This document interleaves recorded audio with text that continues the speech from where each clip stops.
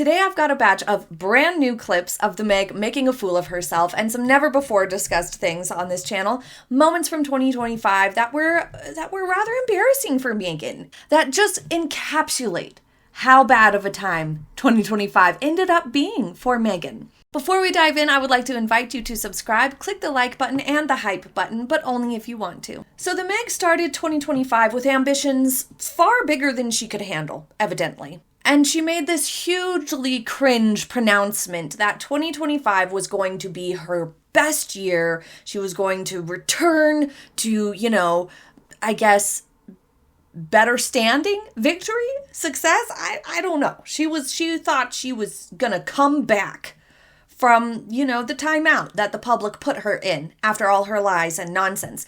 She thought that people were going to come around and buy her loose spread, and all of her charm offensives and PR pushes to launch this new version of Meghan Markle, it was going to land. She was sure of it. It was going to sell well. It was going to be great. She was clearly very optimistic.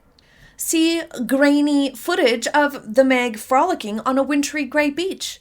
You don't do this if you think things are going to pan out the way they did. We knew it wasn't really going to go the way Meghan thought it was going to go. I think everyone except for Meghan could see from the start that this wasn't a great plan or a great approach to her goals. But let's begin with this brand new clip from the Bloomberg interview that highlights this problem Meghan has had repeatedly this year. She's done lots and lots of interviews, lots and lots of podcasts and things like that, where she's talking about herself. And in almost every interview or opportunity to speak, she embarrasses herself by showing a lack of knowledge in something that is pretty commonplace. So the question asked to Meghan was about how she and Harry sort of decide what types of business investments they're going to do or projects or initiatives they're going to work on, which we have to set aside the fact that they don't really do that much work on anything. Their contributions are minimal. Their investments are equally pedestrian. So, the relevancy of this topic is questionable. But what the Meg is trying to say here is that she and Harry do have their own independent interests or things that they decide to do, but they also have some overlap, which would be normal, of course, but she definitely gets lost on the way. So listen to this. How we can be of service, and he looks at it through different lenses as well. So kind of concentric circles. Did you catch the mistake? So kind of concentric circles. Geometry is clearly not Meghan's friend. I thought she was so smart. She told us how smart she was. At least 5 or 6 times she has told us how smart she is. But what she described is a Venn diagram, and what she motioned with her hands is a Venn diagram. That is not concentric circles. Concentric circles are donuts. That's how I always remember it. It's one circle inside the other. Venn diagrams are circles that overlap. Okay? But maybe it was a Freudian slip, a parapraxis, because she would not be able to invest in anything or launch any projects or work with any initiatives if it weren't for Harry. And in theory, without his compliance or his enabling, she wouldn't be able to do any of this. So in a way, concentric circles would be a more accurate description of what is happening here, that everything comes out of Harold's pool of privilege and familial wealth, and she gets to operate within that ecosystem that he generously provides her. So concentric circles might be more accurate, but what she said was a Venn diagram. How embarrassing for her. This is a trend that happened many, many times, like when she said on the Aspire podcast with Emma Grede about imposter syndrome. She thought it was about posturing, as if you know what you're talking about when you really don't, which is what Meghan does. But imposter syndrome is a totally different thing. But let's move on to the next blunder. Meghan Markle's persistent poking fun at Harry's food preferences.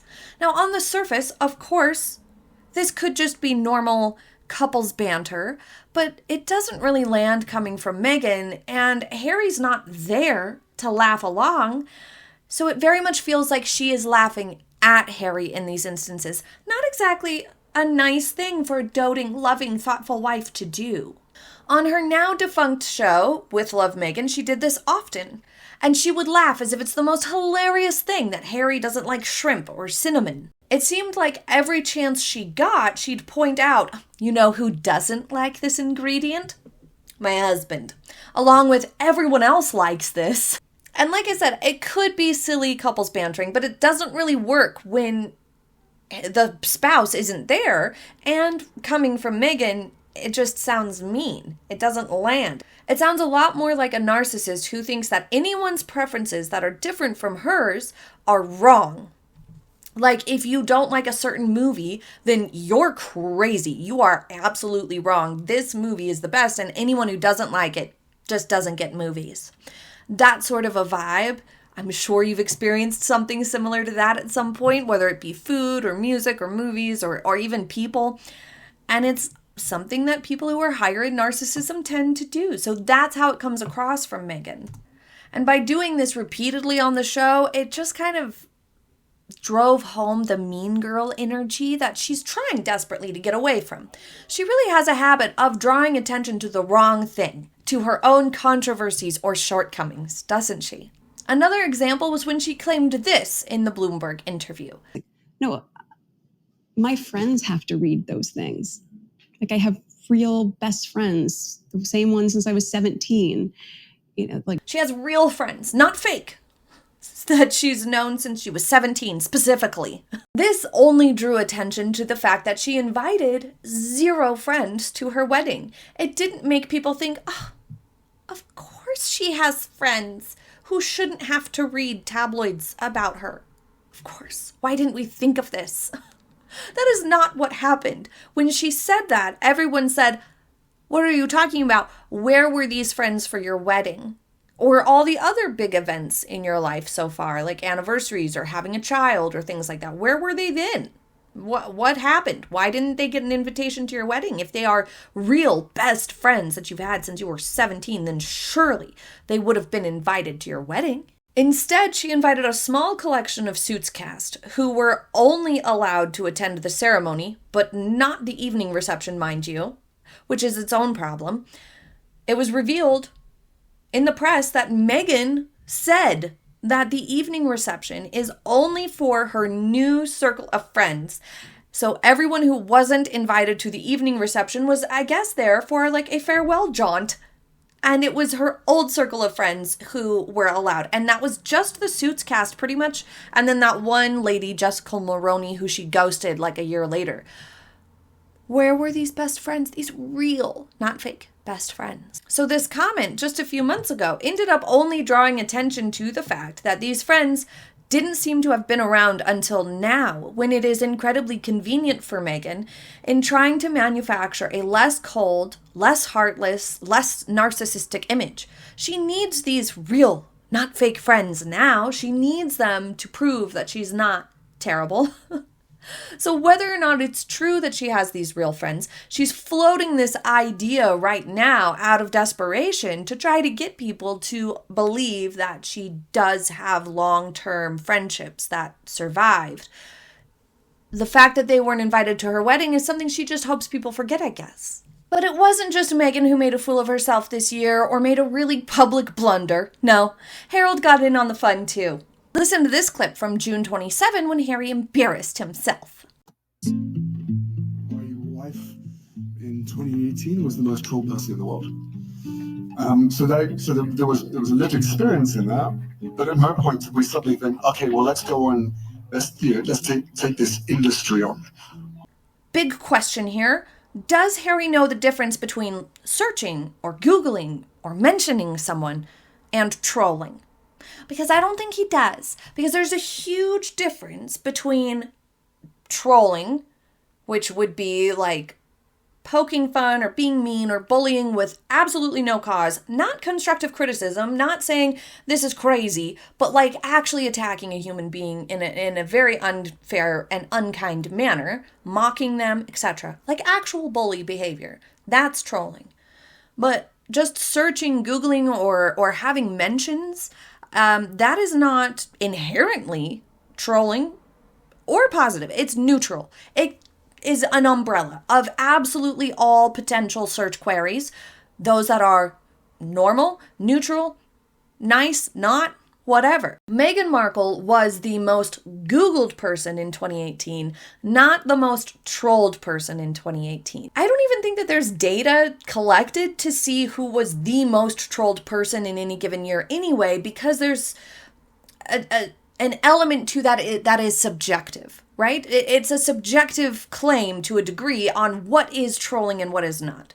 Because some people might find certain commentary or public opinion to be very, very valid, while other people might just think it's super unfair and are like super sensitive to it, for example. Because there are some people on some subjects that would categorize or describe literally any comments that are critical or negative that they do not like as trolling.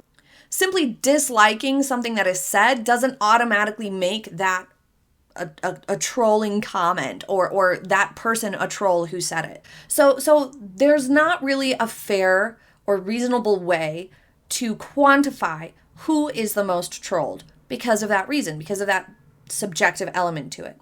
So what this really revealed is how sensitive Harry is about this. He feels like the Meg was trolled because people were critical of her. But that doesn't make it true. Setting that aside, regardless, his statement that she was the most trolled person in 2018 is categorically false. She was the most Googled because that was the year that she married into the royal family. So of course people were Googling her name. Even people who don't pay attention to the royal family were curious who the lady is who married Harry this year, that year. Which I guess in a way it's also a testament to just how unknown Meghan Markle was. No one knew who the Meg was, so everybody was Googling, who is Meghan Markle? Who is this lady who came out of nowhere and is marrying Harry in I think it was a year between when we first heard that they were dating and their marriage was really, really fast. A year and a half. But one quick Google search later, people see, oh, she's just some C-list supporting actor on a cable TV show. Cool, moving on, end of story, no trolling involved. In fact, a lot of the critical press of Meghan Markle and critical commentary of Meghan Markle didn't even start picking up until after the wedding, for sure. But most of it very, very late in 2018 through 2019 was when we started to see the trend begin to rise more significantly. Because up until the wedding, there was very little press about Meghan Markle, very few appearances. People were still trying to figure out who she was or learning that she was coming in and joining the royal family. Right before the wedding, there was the family drama. A lot of people were giving benefit of the doubt to that. And then following the wedding, it was months before we started to hear more of the negative reporting from insiders of how Meghan had been behaving in the lead up to the wedding and since the wedding. So, there is no possible way that 2018 was the worst year for Meghan when it came to trolling. If that were a measured metric, I'm sure 2018 wouldn't have been the year. It surely would have been the Oprah interview year. Don't you think? I don't know. What do you think the year is that Meghan Markle attracted the most negative press? I'm curious to know. Leave it in the comments now. But Harry didn't stop there. The clip continues as Harry uses Meghan's favorite buzz phrases like lived experience in the trolling. I think it would have been more impactful for Harry and his point to have not made a silly claim like, oh, she was the most trolled. She wasn't. She was the most Googled. People were curious about her. Move on.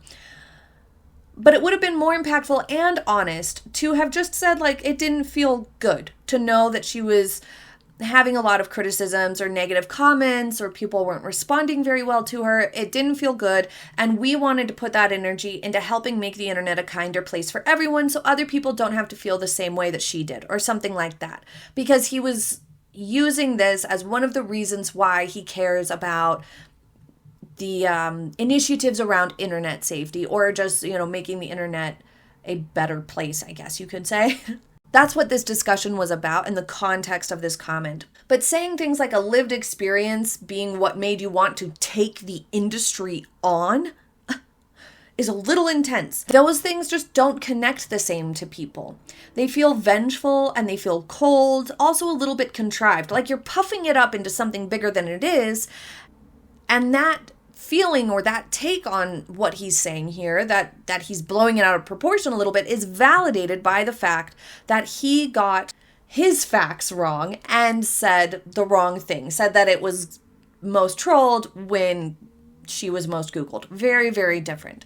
So that just drove home the point that Harry is exaggerating or making this a bigger deal than it is. Anyway, I hope you enjoyed today's fun little video of unseen blunders from Harold and the Meg, and I hope that you had a very happy holiday season. I will see you next time. Have a happy day, everybody. Bye.